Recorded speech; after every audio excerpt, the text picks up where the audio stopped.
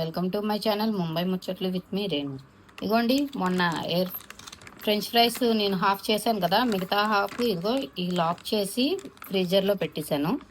ఇప్పుడు నేను ఇది ఓపెన్ చేసి ఇవి ఎలా ఉన్నాయో చూస్తున్నాను. ఇగో ఎయిర్ ఫ్రైయర్లో చేద్దాము అనేసి ఈరోజు ట్రై చేస్తున్నాను. అప్పుడు ఫ్రిడ్జ్లో పెట్టాను, మళ్ళీ చూడలా ఎలా ఉన్నాయో ఏంటో చూసి దాన్ని బట్టి చేస్తాను. ఓకే. అయ్యో, పాడైపోయినాయండి.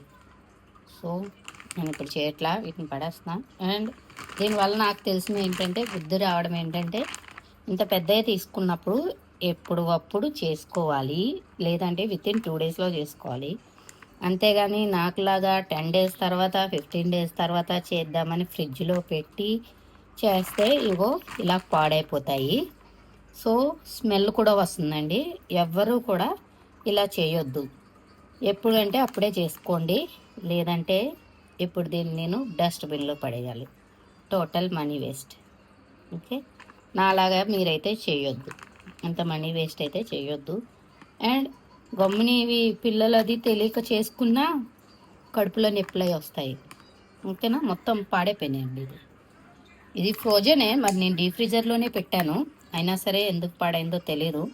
సో ఇప్పుడు వీటిని నేను పడేసి మళ్ళీ రేపు డిమార్ట్కి వెళ్ళినప్పుడు ఇంకోటి తెచ్చి మీకు ఎయిర్ ఫ్రైయర్లో అనేది చేసి చూపెడతాను. ఓకేనా, బాయ్. నేను చేసిన తప్పు అయితే మాత్రం మీరు ఎవరు చేయొద్దు. Okay, thank you. నా వీడియోస్ నచ్చితే లైక్ చేయండి, షేర్ చేయండి, సబ్స్క్రైబ్ చేయండి.